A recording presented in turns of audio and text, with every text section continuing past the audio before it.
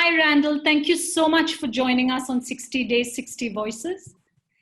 This My pleasure.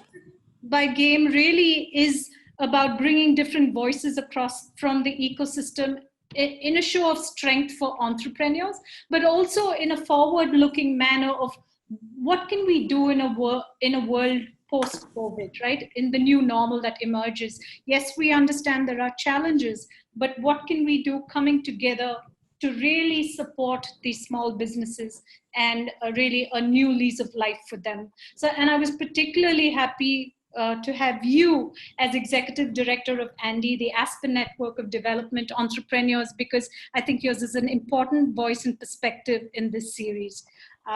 With that, my first question, Randall, is what are you seeing from your perspective as the biggest challenges small businesses are facing? Well, I think globally in emerging markets, what we're seeing is a massive cash crunch. One of the findings of some surveys that were done by Bankable Frontier Associates and then also ourselves is that around the world, most small businesses have no more than 6 weeks of cash on hand. And this crisis has been going on now for more than 6 weeks, and there are millions of businesses that are facing severe financial constraints. And so we are concerned at ANDE that truly hundreds of thousands or potentially millions of small and growing businesses are not going to make it.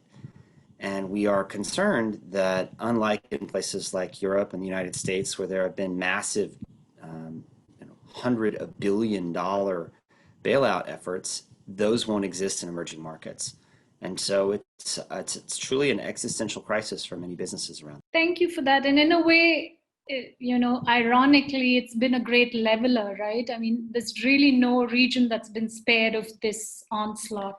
What are you doing as ANDE, really in response to the crisis, Randall?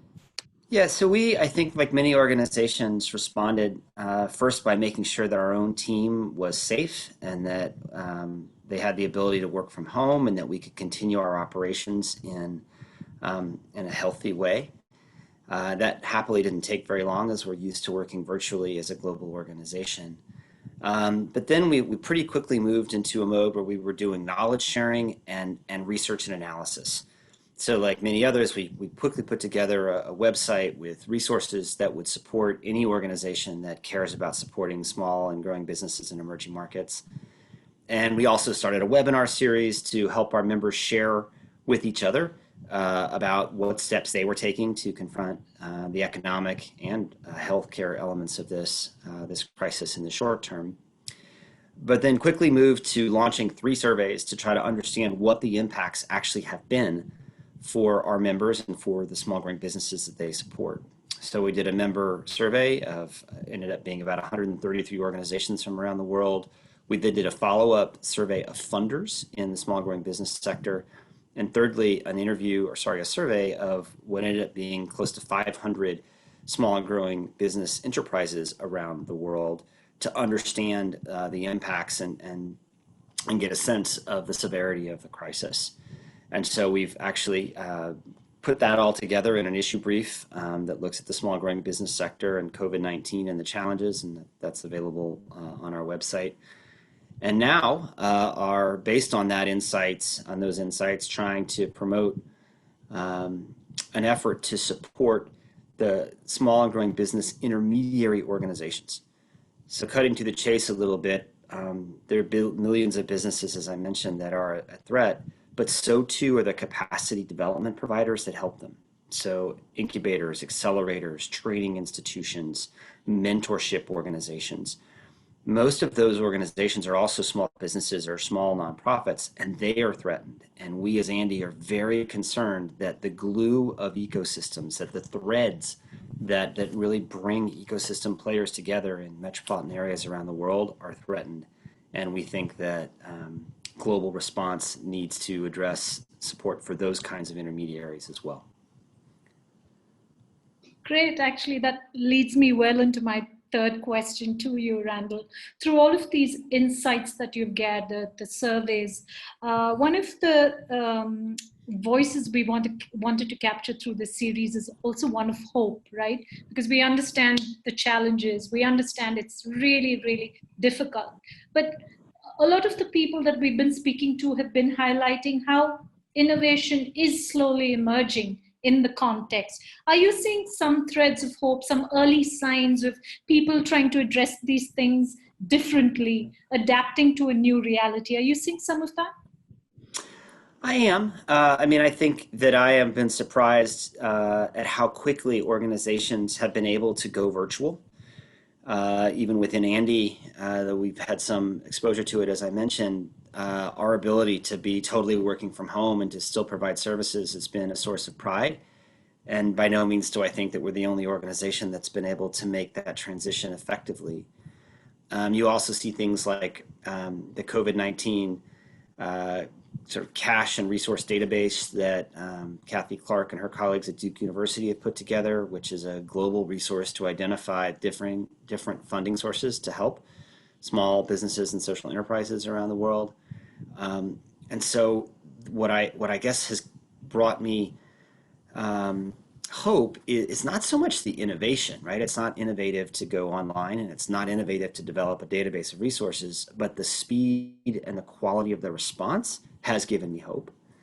And that said, I don't want to sugarcoat this. This is going to be the worst economic crisis and challenge to the small business and social enterprise sector, certainly in my lifetime, and hopefully for the rest of my lifetime.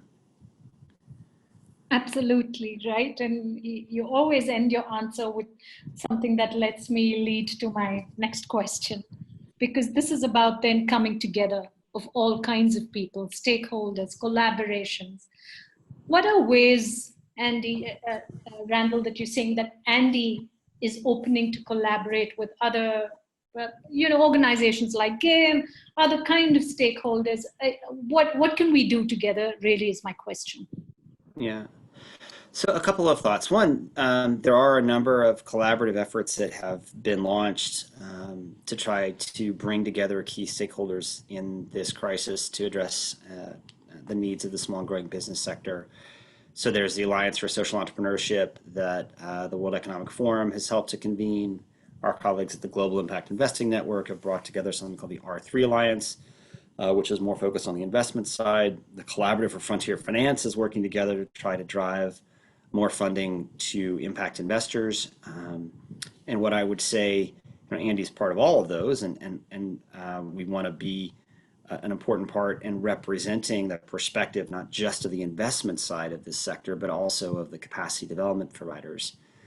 And then I come back to this point, which is what we haven't seen and what we really want to see is a recovery fund or facility that is aimed at the capacity development providers, at those intermediaries that are providing such critical services to small and growing businesses and social enterprises. If we lose them, we lose the ability to have the kind of rebound that we would all want to see in the world. And so in some, Andy's joining all kinds of collaborations. We obviously believe in networks and we want to share our insights. And we hope that others will as well. But at the end of the day, we've got to find a way of unlocking additional resources to support the broader sector organizations that are so important. And if not, this crisis, unfortunately, is going to be worse than it needs to be. Absolutely. What you said is so true. Randall, I promised that this wouldn't be a long conversation, so I'm just going to ask you one last question. Do you have any final thoughts or something that you want to leave this conversation with? Yeah, I'll go back to your point about hope. One of the things that I love about being in this sector is this sense of innovation, this sense of creativity, and indeed the sense of camaraderie that we have throughout the world, in India, in Thailand, in Brazil, in Kenya, and even in the United States. There are these just amazing people who all share this belief that business and social enterprise can be the source of prosperity creation. And that perspective about how we leverage this tool, but in the service of society, that perspective, I think, is aligned with people who are creative and committed and just really, really focused on trying to make the world a better place. And today is a time in which we need that kind of perspective. And so our challenges are great, but we have some amazing people who are working to try to address them. And I do believe that we're going to get through this. Randall Kempner, you could not have ended it in a more hopeful and better way. Thank you so much for joining us on 60 Days, 60 Voices. Thank you. Thank you. It's my pleasure. Thank you.